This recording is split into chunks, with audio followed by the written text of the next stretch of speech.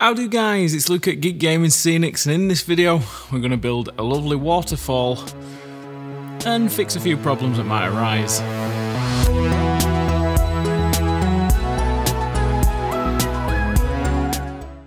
So first up, we need to build the waterfall structure. The way we're going to do that is by putting some silicone paper down.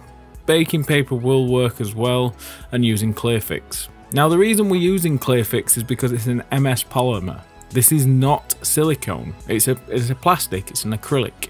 So it means we can paint it, means we can use glues on it and stick it to a surface. If you're using silicone, it'll just peel off eventually, so it's no good. So what you need to do is get a bit on your paper and then just spread it out with a spatula or a stirrer like this, and then put your textures in, leave it to dry, and then it's as simple as just peeling it off once you're done.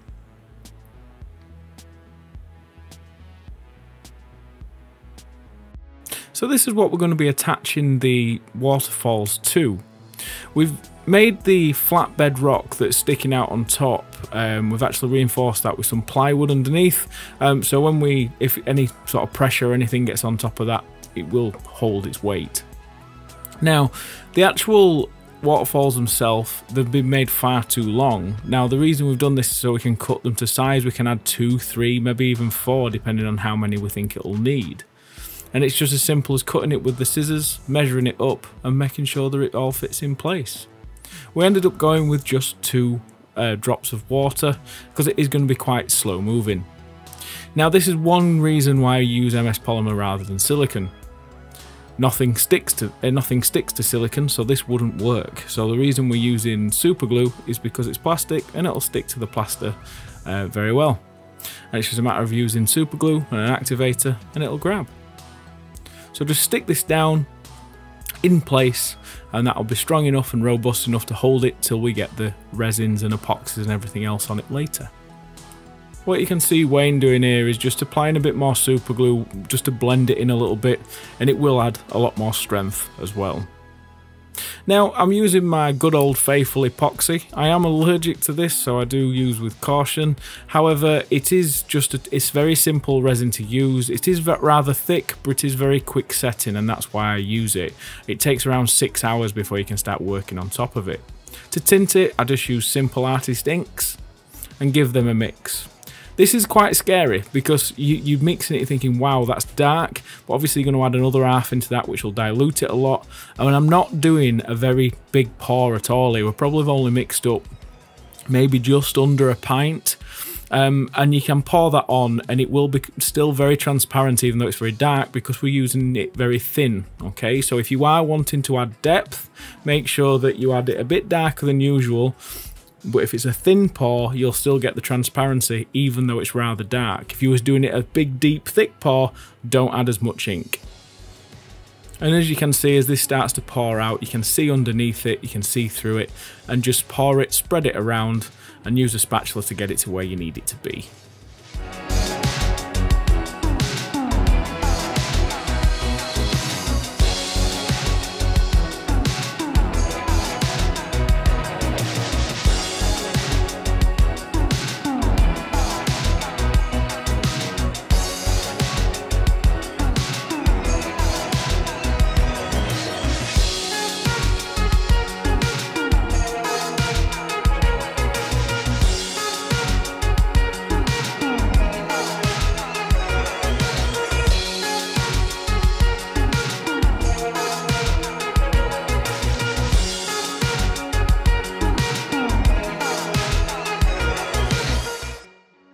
Now, the bubbles. As always, the way to get rid of these is using a Bunsen burner. Now, you can use heat guns and everything else, but I don't find them as effective. Using this Bunsen burner is great. One, it pops the bubbles, as you can see, beautifully and very quickly and easy, but it also adds heat.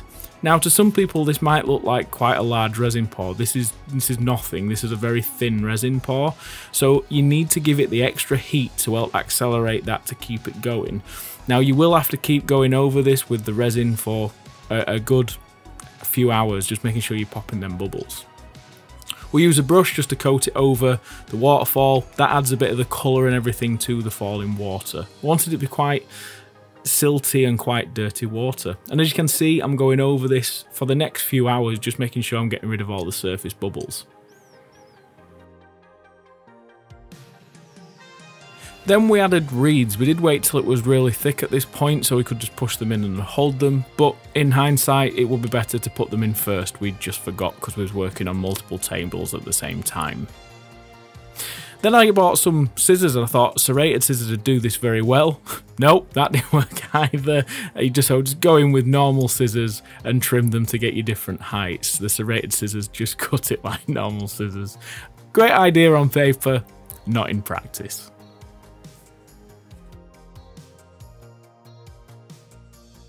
Then dust it all off so you don't forget that you've got bits of reeds and everything in your water, so when we apply water effects later, it's not going to stick in there. Now, the sharp edge. This is the problem with using pouring acrylics or doing this step with the clear fix, is the fact you're going to have a really nasty sharp edge. Use it neat, straight out the bottle with a very fine tip, and just add it on there, and how you apply it will make it look more like flowing water. You can make this as thick or as thin as you wish, and just put it on there and get the look you want. We also blend it in with a little bit more, but one good thing about this as well is it will add a bit more strength. Now, to make the actual ripples of the water, back to clear fix, mix it in with some white spirit. You get a bit longer working time with the white spirit, but it does take a lot longer to dry. But mix that around. Don't mix it too vigorously. You want to just fold it to try and keep as minimal air bubbles in that as possible. And only apply this on quite thin. I think I only applied it about 2-3 millimeters thick. And this made it so you get that really nice soft water detail. And you can build this up over time to get your fast flowing waters or your rapids or just your gentle water like this.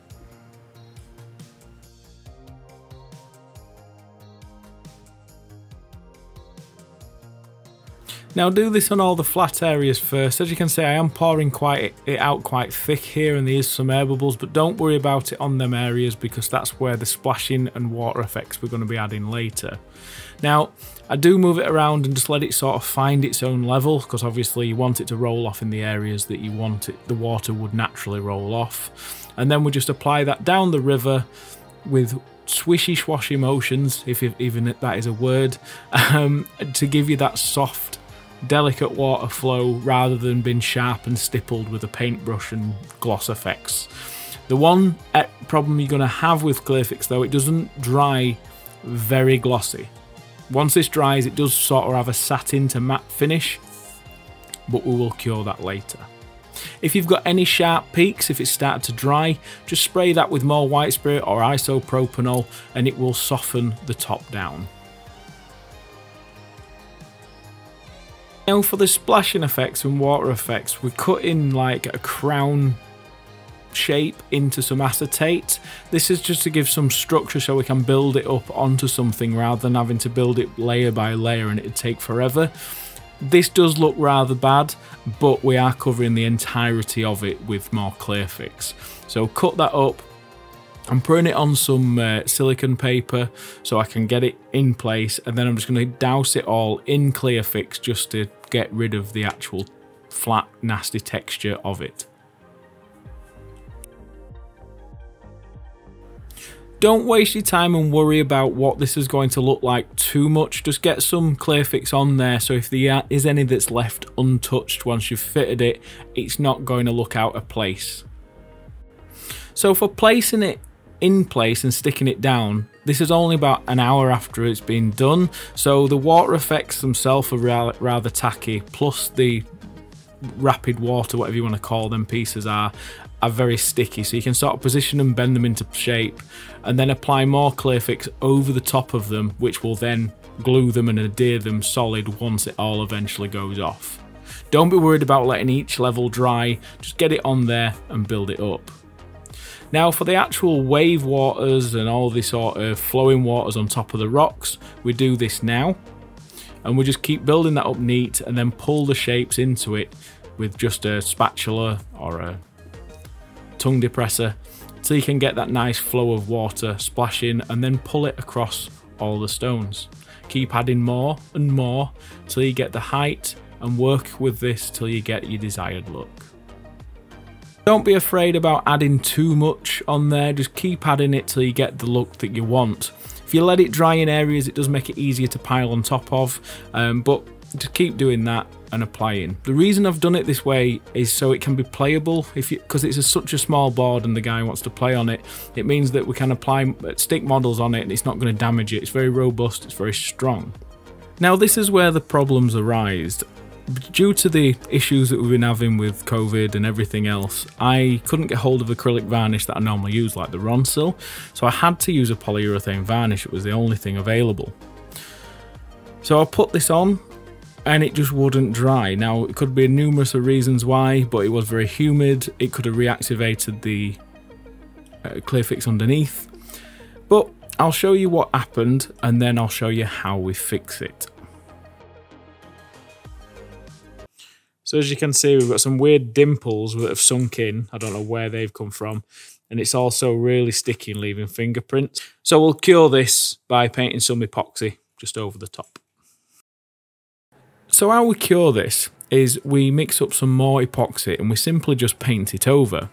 Now there's a few things that might happen doing this. It's very thin, so it might not cure properly, which is not what we want. So what you've got to do is make sure you get a nice thin coat on everything. The pock marks that need filling, put a nice amount so it covers them so you can't see them.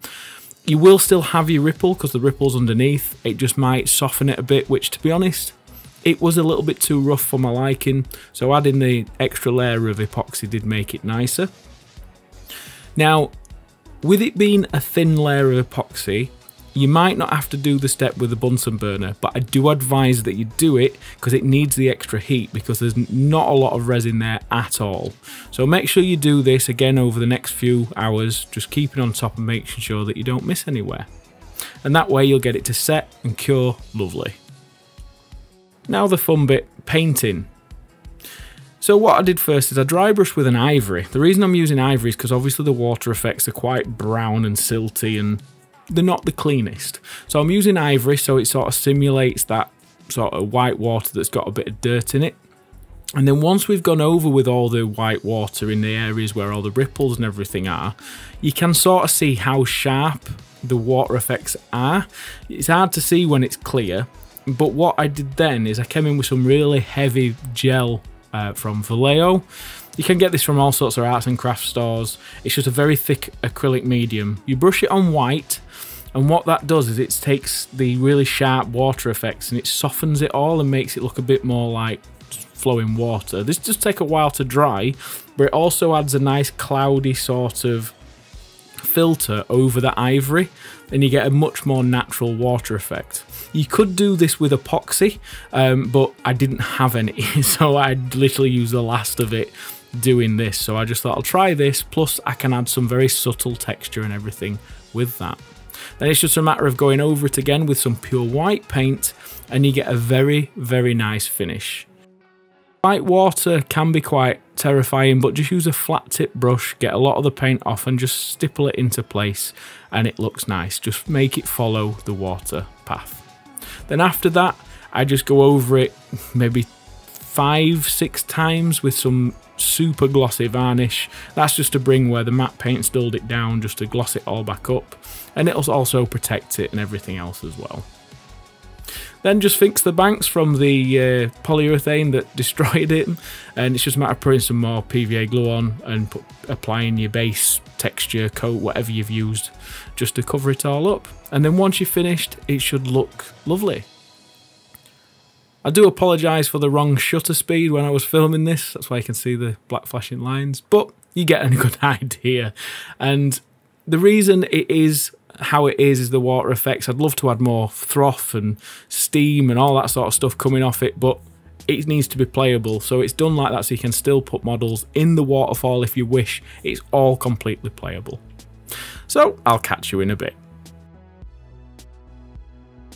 So guys, I hope you've liked this video. It's been very nice to build a table like this with the lads. It's a good little diorama. It would have been nice if it was bigger, so I could get more in, but that's the problem with building tables for customers is you build into a set of rules, and that's what you've got to do. You've got to make it fit in the space. I'd love to build a board like that over 6x4 or even bigger, because it'd be nice to get in everything that I wanted, but on a small little setting like that, I think we got enough in.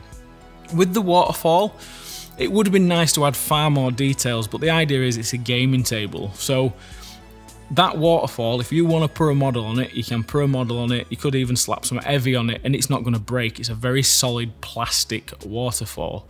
It's not delicate, and that's the one thing that you always lose when you're building tables like that. I try and bring a bit of scale modeling, diorama building into wargaming tables, so you get the better look and the quality. Oh, a fly.